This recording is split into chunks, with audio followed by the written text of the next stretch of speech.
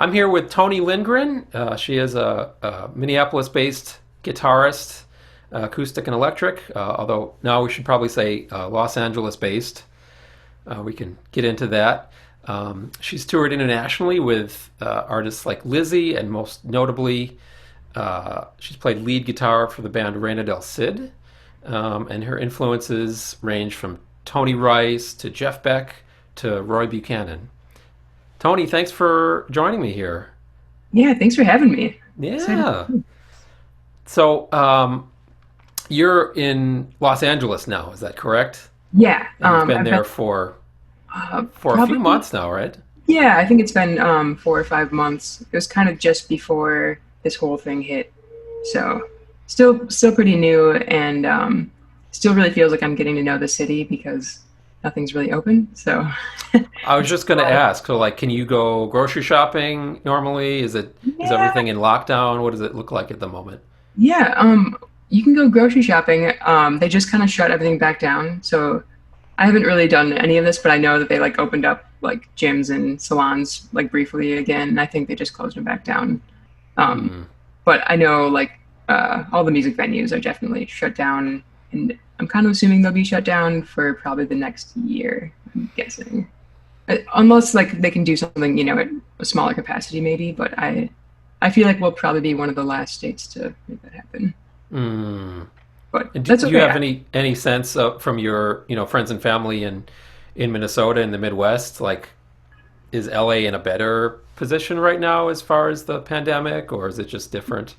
I think it's interesting. I think that obviously it's maybe a little more densely populated, so it seems like we're having higher cases. But I do think that California in the whole seems to be treating it a lot more with a lot more precaution than what I'm hearing from my family back home, at least. Um, like most people I see in my neighborhood walking around are wearing masks and doing the whole thing, and I know I know Newsom's been one of the governors that's been taking it a lot slower than anyone when it comes to reopening, which I'm grateful for. But I think it's going to be a long time before live music comes back in any form. Yeah, that's tough. And Yeah. so, when somebody goes to your website, there are a lot of tour dates listed with Reina del Cid. Are those ones that have been postponed, or a mixture of canceled and rescheduled, or? Yeah, we pretty much canceled or we've rescheduled everything, but I think even the rescheduled dates right now are basically just holds, Hmm. because I don't think there's any way of actually rescheduling something until there's a vaccine out there. So they're rescheduled, but I think it's just, those are dates that could maybe happen but might just have to be rescheduled again. So, Right. but that's okay. I think we kind of all just have to do what we have to do to get through this thing. So, Yeah. yeah. So, when did you move to LA again? I guess I officially wound up out here probably February. It was kind of a long process of just kind of like closing up everything in Minnesota and then making my way out here. But I think that's about when I arrived.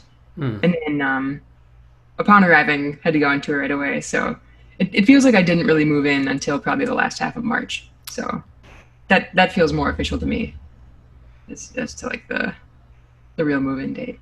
Gotcha. So when you got there, were you already in the process of doing recordings and performances before you could kind Um, of settle in, or? yeah, I guess you mean around Los Angeles, Hmm. or um, yeah, I guess the plan was kind of I wanted to make more connections out here before just turning to do videos exclusively. But yeah, I've toured out here enough now that I have enough friends out here that I feel like I have a foothold at least. And I've been touring Los Angeles for probably the last 5 or 6 years, so I feel fairly familiar with the music scene here. Um, but yeah, not nearly enough time to get into like the finer points of a music scene. I haven't found like all the cool like local hangs yet. I'm gonna Mm. forward to doing that eventually. Which is probably, yeah, not possible or pretty difficult right now. Yeah, yeah. Yeah. Yeah. So, how long have you been playing guitar with Reina del Cid? I think I joined the band in 2018, 2011 or 2012. So that's been going on for a while. Um, and I'd say though that we didn't like really start touring full force until like 2015 probably. Hmm. And then I went full time in 2017. So it's been a long time coming and shaping up. Gotcha. And you've probably answered this question a million times before, but how did the project get started? Um, so uh, Rochelle, who is the lead singer, it was kind of her project from the beginning, and she started out as a YouTube. I guess you'd call her a YouTube artist, kind of accidentally, I think.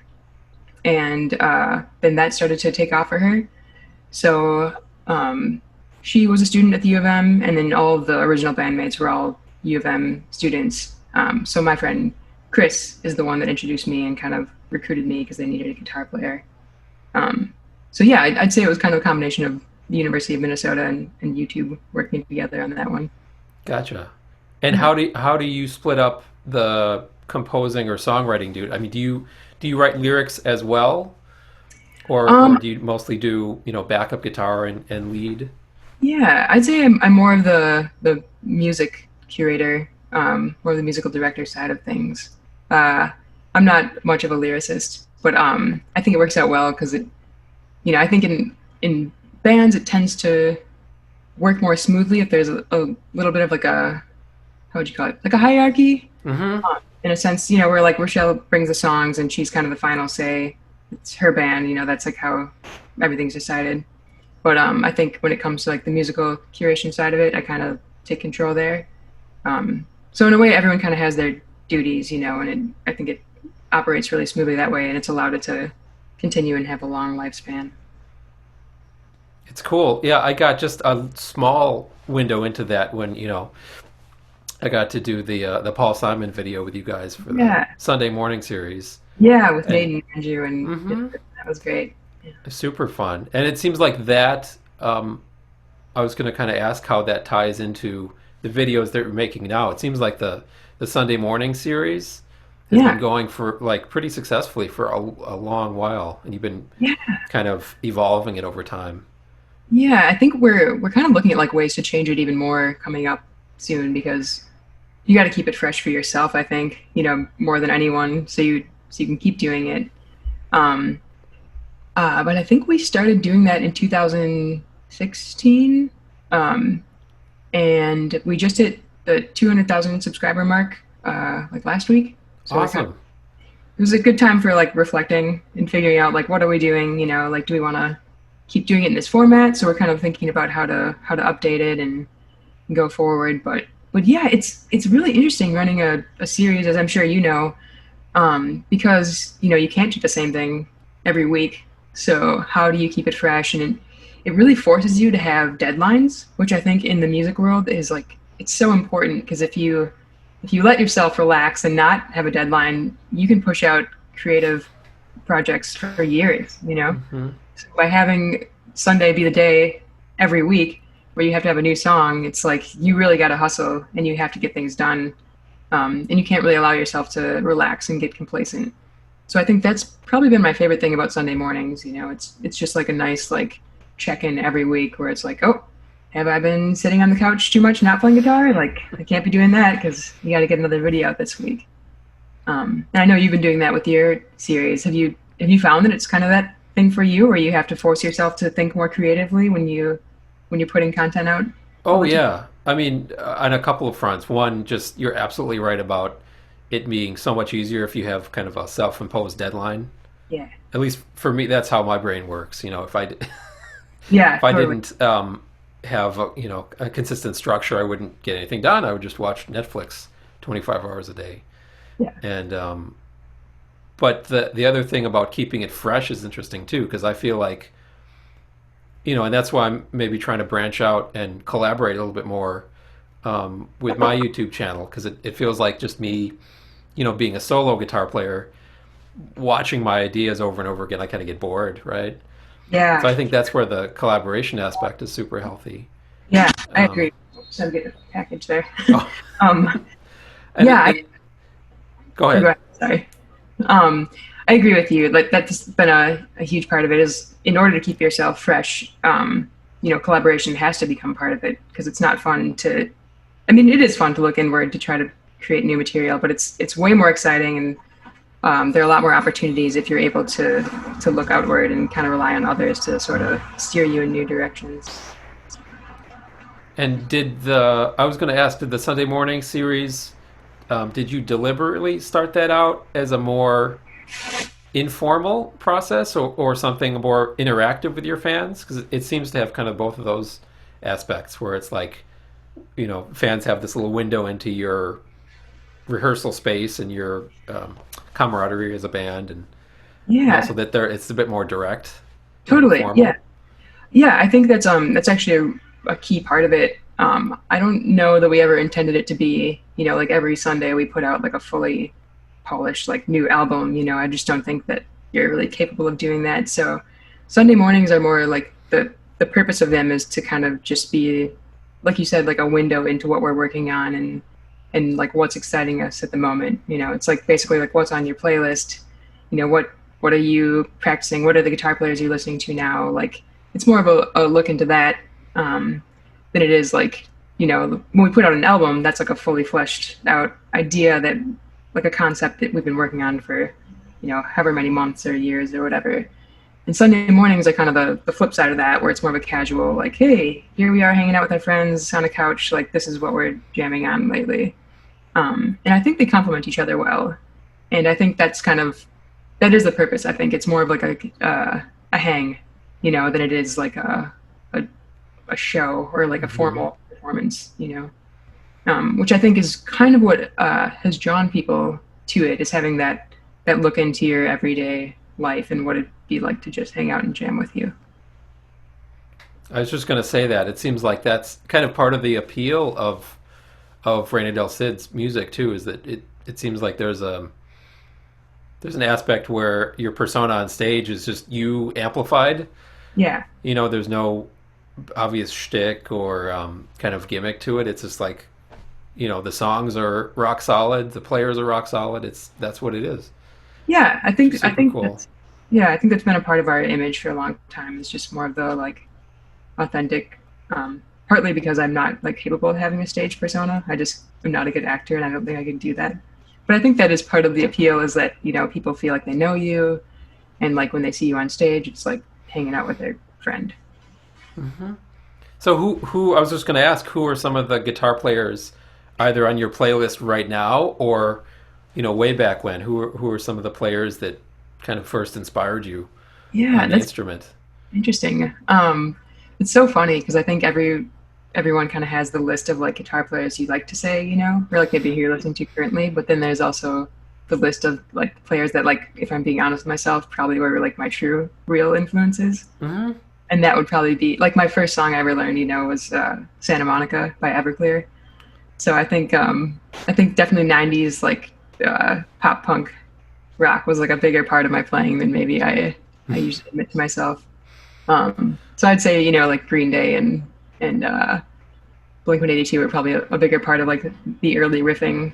But then currently I'd say my favorite of all time are probably the more like lyrical players. Like Derek Trucks, Julian Lage are kind of like on my constant rotation. Kind of a newer guy that I've been really interested in lately is Mateus Asado. He's kind of an Instagram guitar player.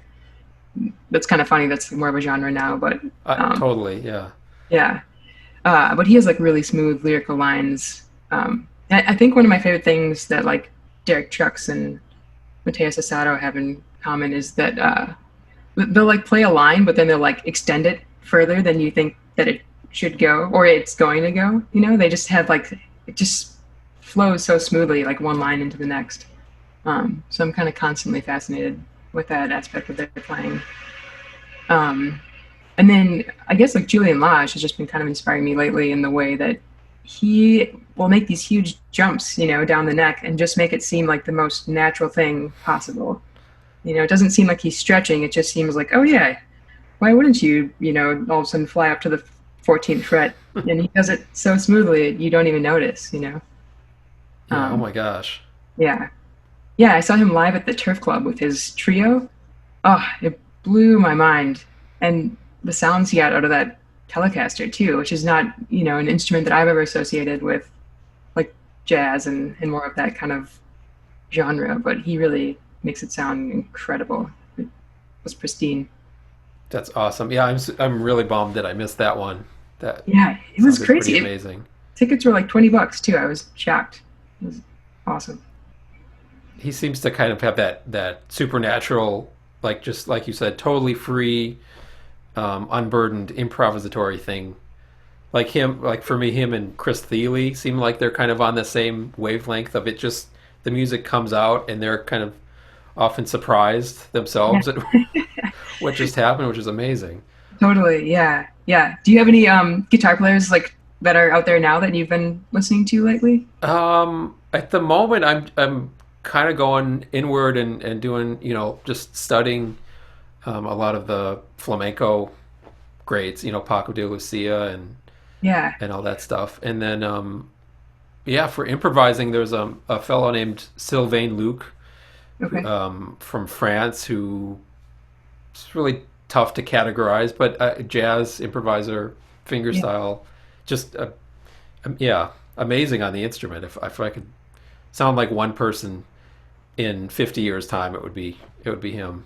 Yeah. Cool. I'll have to Um, check him out because I haven't done as much of the flamenco type playing or listening, and I know that's like kind of your main thing. And it's just shocking to me, like how the right hand, like what you can tap into with that. And I feel like sometimes playing with a pick, it's like, man, I feel like I've only discovered like a fraction of what exists on this instrument. it's interesting because I kind of have always linked somehow in my mind. I feel like bluegrass and roots music has some kind of conceptual link to flamenco. Like they're like the same thing that evolved in different parts of the world almost.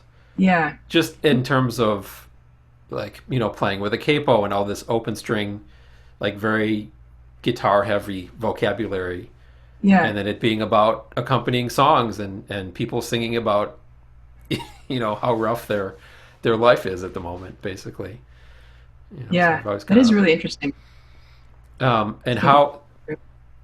So you mentioned on your website Tony Rice, who's kind of like one of the flat picking guitar greats. Did you start out on the acoustic, or did you start out playing, like you said, electric guitar and Blink 182? And It's funny. I think I definitely started out playing acoustic because I had a guitar teacher who definitely insisted that I kind of try to do it more of the classical approach, like learning to read and then like studying sheet music first and then moving on. Um, and then I didn't get my first electric until probably like, you know, 5 years after that. So I definitely started playing acoustic, but I wouldn't necessarily say that I was playing acoustic music. It was more like I wanted to be playing these songs, so I just would take, those blank riffs and play them on an acoustic guitar. Um, but I am really grateful for having an instructor that did make me learn to read and write and do all the basics first, because I think that was important to do, and especially as a kid, when you soak things up a lot more quickly. It's just nice to have that kind of in your back pocket, I think. Um, and I think it just makes you think about the instrument a little bit differently than if you don't start out with those basics. hmm Um, I know a lot of people that I know that started playing music started on a piano, and I never did that. But it's interesting because people talk about the visual aspect of piano, but I feel like learning theory on guitar was really interesting because I think I just have a more visual view of the theory on a guitar. Like people say, like when you picture a fifth, it's like, oh, I just picture that power chord, and that's like hmm what a fifth looks like. So I think in a way, guitar kind of offers a lot of that same thing, and you can definitely learn theory and things like that on guitar starting out. Although I do wonder, what would it have been like had I started out playing piano sometimes. Mm. Yeah. Yeah, I've often, I totally kind of visualize the guitar as, or imagine it as a very visual instrument. It's like you're looking out at some kind of geometry or, right. Uh, and same, I didn't start out on piano. I kind of I had one song that I wanted to play in high school, I think, which was the Eric Satie Gymnopédie, Okay. which you I would, don't know that one, but I'm sure you'd recognize it. And I okay. just learned enough piano to like play the first few notes of that, and then didn't pick it up again until college, which, you know, now's the time probably. Yeah. Um, but yeah, it's interesting too. Like, do you feel like, knowing theory and knowing how to read sheet music, does that help you be a better communicator too with your projects? Because you were saying that you're kind of in charge of the music and the arranging Yeah. with Reina at least. Yeah, for sure. I definitely think that's a huge thing because I think a lot of times it's important to have kind of a communicator between the songwriter and the band, or at least have a band that's capable of speaking both languages, however you want to go about it. But yeah, I think like being an interpreter is definitely an important part of that. And I think having a good knowledge of theory and then also just of kind of many instruments in general, I think it's a lot easier when you can tell a drummer exactly what beat you're thinking than trying to like beatbox it for them. So yeah, I think that's been huge, and I definitely am grateful for that, and I keep trying to work on it too, because I think it's a thing you can kind of, I mean, you can learn about theory and the things behind music, the science behind it until you die, which is kind of exciting. Mm-hmm.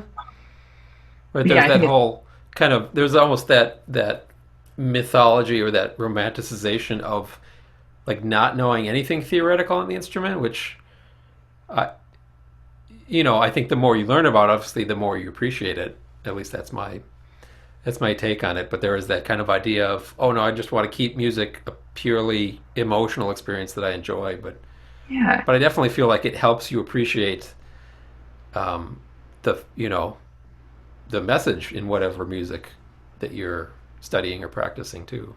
yeah, You know. absolutely. I think that's really an interesting point that you bring up about the romanticization of like not knowing what Mm-hmm. you're doing and just feeling it. And that is cool too. But I think it is kind of it makes me think of like like drinking like a fine wine or something. Like yeah, like you can enjoy a glass of wine for sure and like enjoy it no matter who you are. But I think it gets more fun the more you can like taste the intricacies of it and kind of understand the finer points.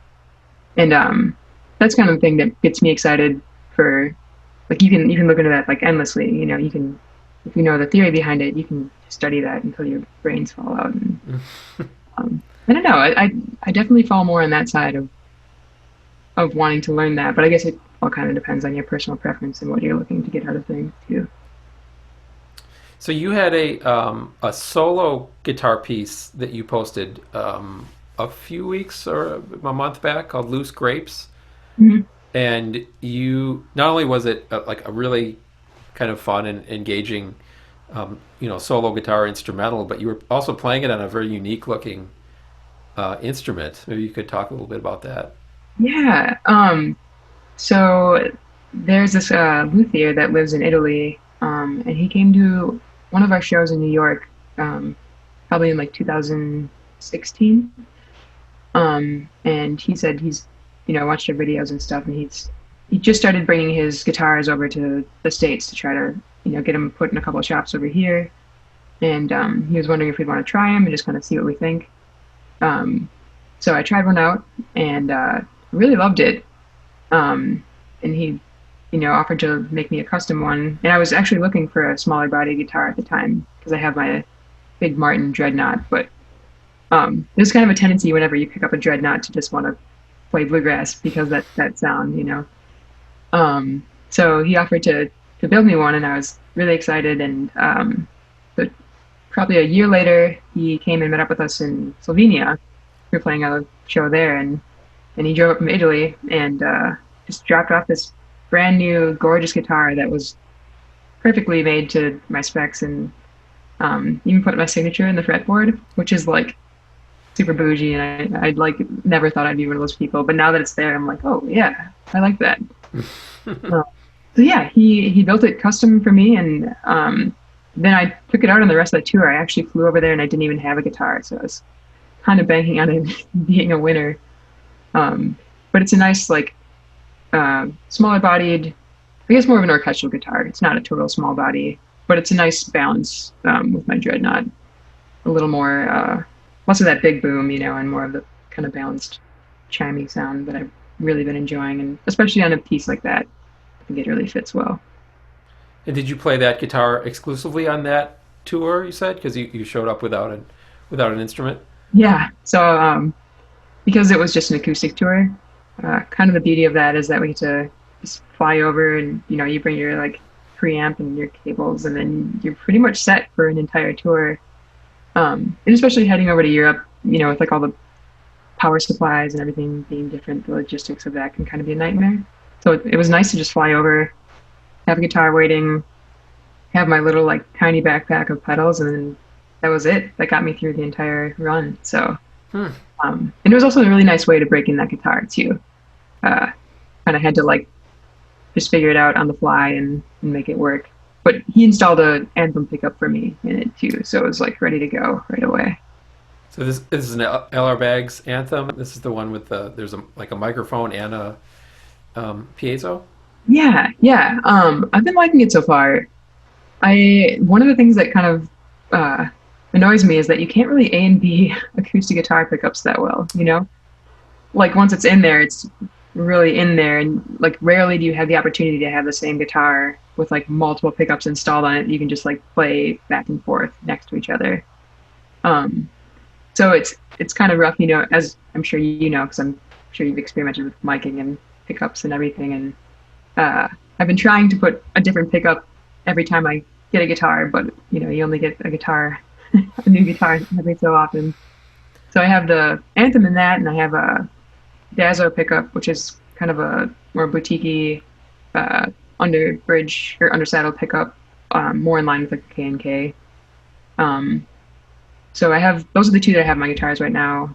And I still feel like I'm looking for the one, but there are pros and cons to both of those. I think the Anthem sounds maybe a little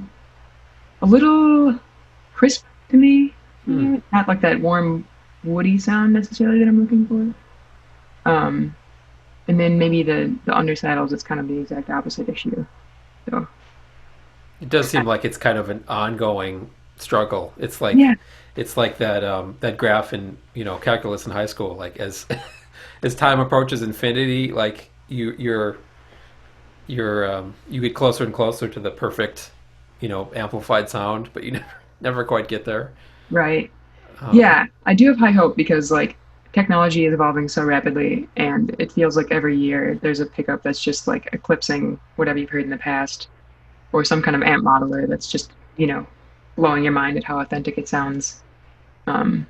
So I'm hoping that they keep improving, and ideally we'd be able to mic every show, but it isn't always an option. Yeah, I had a weird kind of thought early on in the pandemic when I had a guitar with a couple different pickups installed, and I took it into St. Paul Guitar Repair, if you know those folks. Yeah, I actually lived on the street from that spot for a while. Yeah. And they're awesome and super friendly, and they're been taking my guitars to them for a long time. And I had one kind of cool pickup that I haven't seen around too often. It's a Misi or Misai. I don't know how you pronounce it, but you can recharge the pickup for a minute by plugging in a special cord into the jack, and then you're good to go for like 8 hours or something. Oh, cool. So no batteries or anything knocking around inside. Okay. And I was like, okay, cool, I'm going to try this out. And then I got the guitar back, and I we were full blown into the stay-at-home order, and I was thinking like, when am I going to use a pickup for the next few months?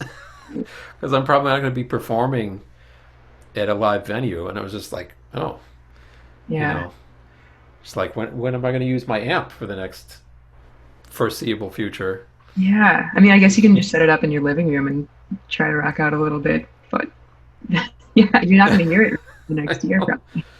Yeah, it's weird. And so it seems like you and Reina have been kind of tackling the live stream issue recently, and you've done several. Is that right?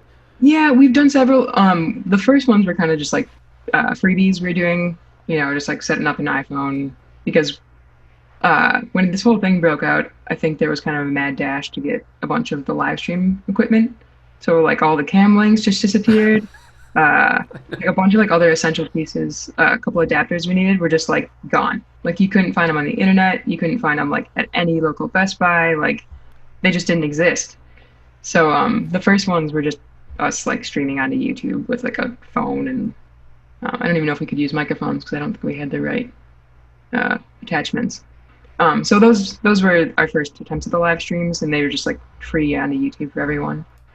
But we just did our first like official one because we finally got the cam link in the mail. So that was our first stab at it, and it's interesting.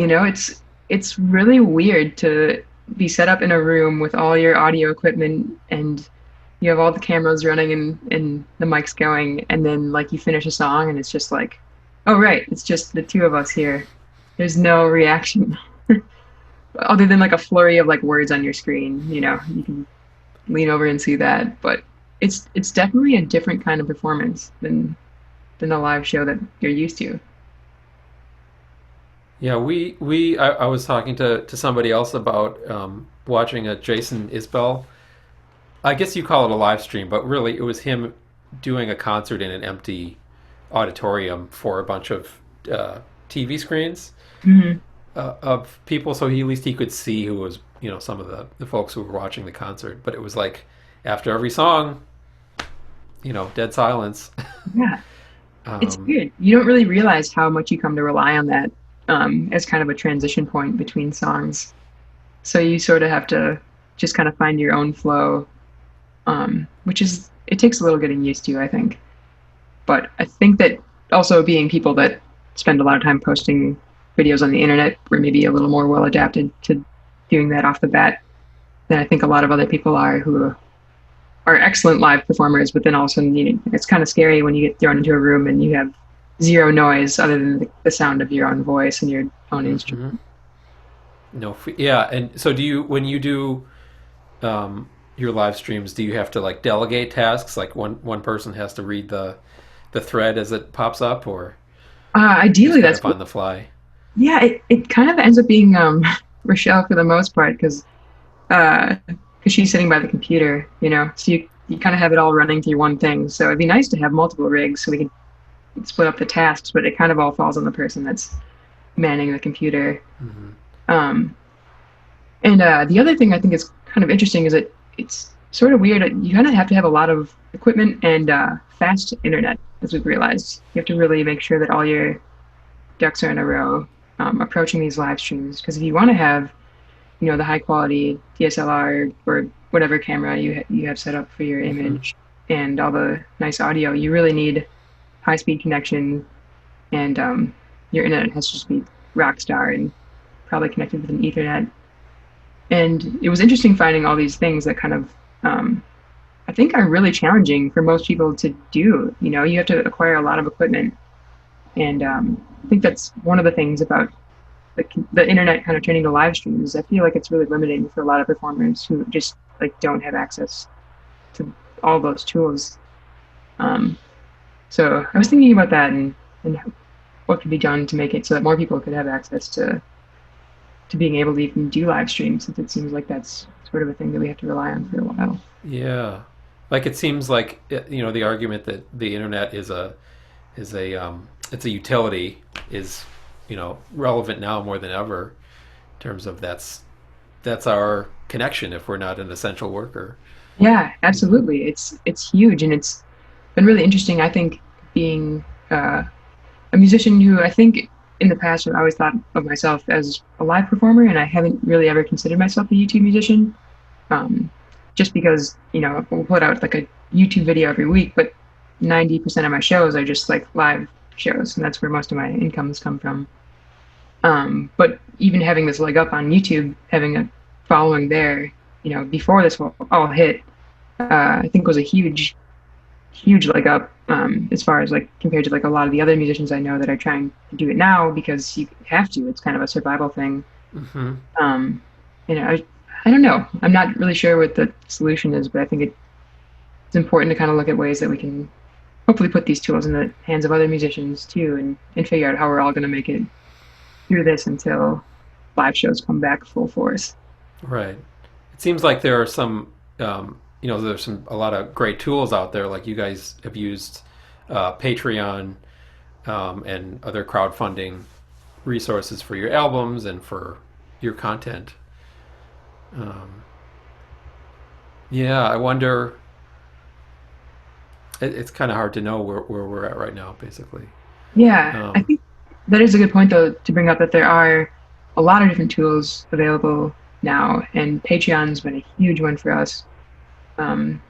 Maybe just as much so, or even more important than YouTube has been, as far as making this whole operation continue throughout the the lockdown. And I think it's good to kind of share that there are crowdfunding sources like that that musicians and other performers can use to try to supplement, where live shows once were, at least for the time being. mhm. And I know there are other options out there too that aren't Patreon, uh, the whole world of them. But I think it's good to know your options and that you can find a lot of them by just digging through the internet and seeing what other people are doing. Yeah. One other thought that I was going to ask you about is, it seems like we're all in this kind of forced isolation right now, and a lot of, maybe those of us who are more introverted, like myself, Mhm. tend to thrive in just being able to look inward and practice guitar. And Yeah, um, but I'm also kind of hopeful that a lot of us musicians will find time in here to maybe reflect on our musical community and ways that we can improve it or make it more inclusive. absolutely. Hopefully, Yeah, especially given everything, the protests and George Floyd and everything that it's kind of unfolding in real time right now. totally. Um, Yeah, that's a really good point. I think, like you said, tend to be a little more introverted and not not as thoughtful about reaching out to others and collaborating because you're kind of in your own selfishly. I'm in my own headspace and not really thinking about those things.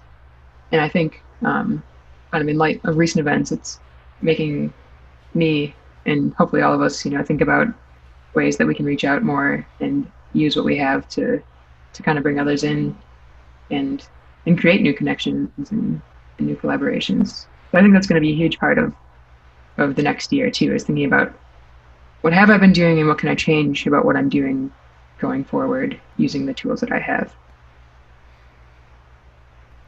and is there a good place online, or in other words, where do you put the majority of your new content and tour dates that will be in the future and new videos that you're working on? Where can Um, people go to find your music? yeah, I that's a good question. I am actually probably my YouTube channel will be the number one thing, I think. I'm kind of still working on getting that together. I've been a little slow to put new stuff out. Um, but yeah, YouTube, and I have a website, tonilindgren.com, where I will post all the tour dates and new things in the works and projects, stuff of that nature. And you posted a couple, this was maybe several years ago, but you posted some lesson videos on individual songs or, you know, picking patterns or things like that. Are there more things in the works as far as learning your material? Yeah, yeah. I have a Patreon page for lessons that I'm putting together now, and hopefully we'll have a couple more lessons coming out next month on some big popular songs and hopefully some like more technique stuff too. The idea is to kind of like roll them together into one fluid lesson plan that kind of takes you from the song, the technique behind it, and kind of use that formula. So yeah, if all goes according to plan, that should be rolling out in full force soon too. Cool. So people should look at your Patreon page for that. Yeah, definitely. Awesome. Very cool. Well, I'll put links to all your upcoming work and videos in the description once I finish the video. Very Yeah. cool. Well, thanks so much for taking the time, Tony. It was great to chat with you. Yeah, thanks again, Ben.